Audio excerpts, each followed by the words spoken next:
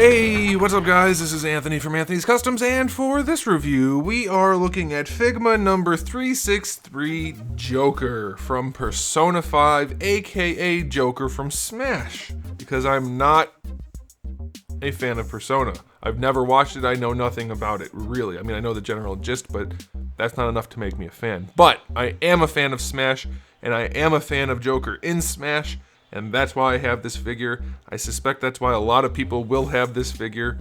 I don't know, for me personally, this whole skinny, lanky character design thing that anime's been doing a lot lately just isn't my deal. I don't enjoy that.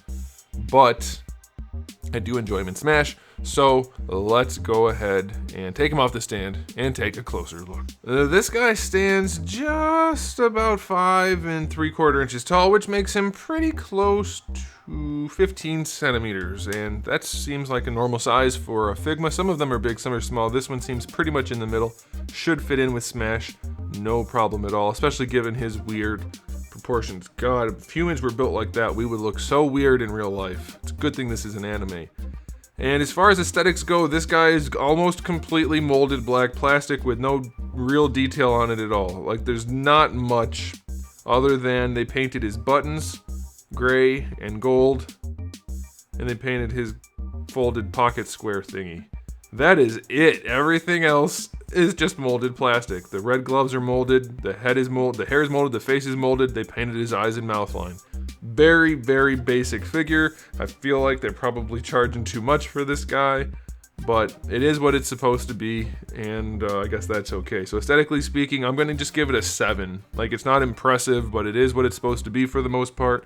I think they could have done a little bit in terms of texture to make it look a little bit nicer, but it's still pretty fine, so that's okay.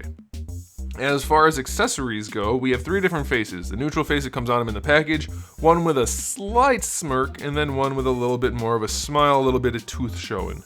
We do have an interchangeable hairpiece, which does give him his little mask, which is very nicely done. I like that. We get his little dagger. Does he only have 1 dagger? I thought he had 2, but maybe he only has 1. He only comes with 1, so if that's okay, then good. If not, we're missing a dagger. He does also come with a pistol. I thought he should have 2 pistols based on Smash, but we do only get the 1 pistol. Are we missing accessories? I mean, I know this is what he came with. Did they forget to... I keep wording it wrong. Should they have included more knife and more gun? Let me know. And then as far as hands go, we have the 2 fist hands that come on him in the package. And then we have 2 gripping hands, 1 trigger finger hand, and 2 wide open hands. We get the little cat thing, which is part of his taunt in Smash. I don't know anything about this. It does have a ball peg for the head, but otherwise it just needs to be held up with a display stand. And then we get a display stand for the main character. So not the widest array of accessories for a Figma. Probably just enough. Honestly, if they ever make an arson figure, or arsen, or however you pronounce it, I'd buy that in a heartbeat, because then I wouldn't care about the accessories. But they don't. It's not included here, and I think we might be missing some things that should be with the character. You guys can let me know if you know more about the character. I'll give it a 7 out of 10 for accessories. It's fine. Even if we're not missing stuff, it's fine, but it's not great. Now, as far as the articulation goes, it's your standard Figma neck joint. We have the straight peg, hinge, ball peg. You are still very limited by the jacket. The collar goes up very high, and he does have hair that sticks down, so you can't do much. You're going to get rotation out of it. You can look up just the tiniest little bit. Maybe if you finagle it, you could get more, but not really. And you can look down just a little bit. Leaning side to side is an option, but it's pretty limited.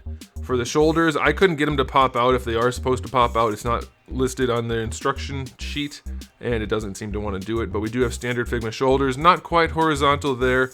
Full rotation, yes, but his jacket does hinder it, so it goes out at a bit of an angle. That's to be expected, I guess. Bicep swivel is very limited. Single jointed elbows, really nice range there. You can get a little bit of rotation out of that. I don't think that the limitations here are going to make that much of a difference. I think it'll be okay, but they are limitations. And then for the wrists, we have little tiny ball pegs, or ball hinges, just like pretty much every Figma in recent history, so that is okay. Now, as far as his torso goes, I can't be 100% sure because I didn't want to risk breaking this because I didn't want to have to buy another one, but I believe we have just, it feels like a double ball peg. I believe there's a double ball peg in here that allows him to lean around and do stuff. And he's so damn lanky, it looks weird. So maybe don't pose him too much, or it's gonna look really weird. It's just so lanky and weird looking. When you bend the torso, it looks like he's not a human. I don't know, but I'm pretty sure it's a double ball peg with a soft crotch piece, which turns into a 3-way ball peg. So, how would that even work? Okay, screw it.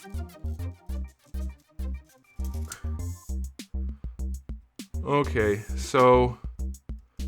yeah, well, kind of. So we have a single ball peg down here, which it's a 3-way for the hips and then a single one for the abdomen section. And then we have a ball hinge with 2 straight pegs. So that should just be a regular ball peg there. Okay, so this is a hinge, straight peg, ball peg, then double ball peg for the hips. Interesting. I'm glad it didn't break, if I can get it back together. Yeah, alright. Okay, so the hips are ball pegs with sockets.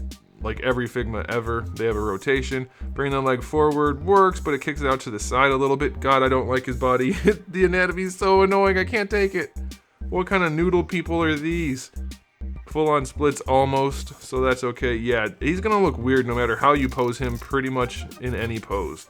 So I don't know how to avoid that really with this kind of design. I don't know. It's getting weirder to me the more I look at it. It's so weird. So weird. Anyway, double jointed knee or single jointed knee. I can't even think straight. It's so weird looking. So single jointed knee right there.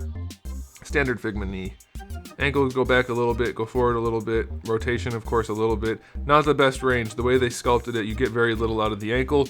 You're gonna have to use a display stand to hold him up in any dynamic poses, really, especially since his boots are cut the way they're cut for the flat right there. It's kind of an issue, but it's okay. And then for the jacket, we have little ball hinges for each part of the jacket. And as you can see, you don't want to look at it from behind. It's not a good situation in there. This is a weird figure. I don't know that they could do any better because of the character design, but it is still the case. So articulation wise, 7 out of 10, I guess. I guess it all technically works except for the neck. So that seems okay. Yeah, it's a weird ass figure, weird ass character design anatomically speaking, so I don't really blame Good Smile for it. But, I mean, it looks like Joker. If you pose him up, put him in your Smashed collection, it'll look like Joker. If you like Persona, you're probably going to like it even more, and it looks like Joker. It looks like a Persona character. I think they probably did what they could do with it, and that's okay. So final verdict is 7 out of 10. It's not bad. It's not especially good. It's definitely weird, but it is supposed to be that, so I can't really fault it too much. So there it is, guys. Thanks for watching. If you enjoyed this video, please do give it a thumbs up. If you didn't, well, sorry, but you already watched the video. And if you haven't subscribed, you might want to consider it. I have new videos up just about every single day, and thousands already on the channel. So make sure you come back for all of that. And in the meantime, keep collecting.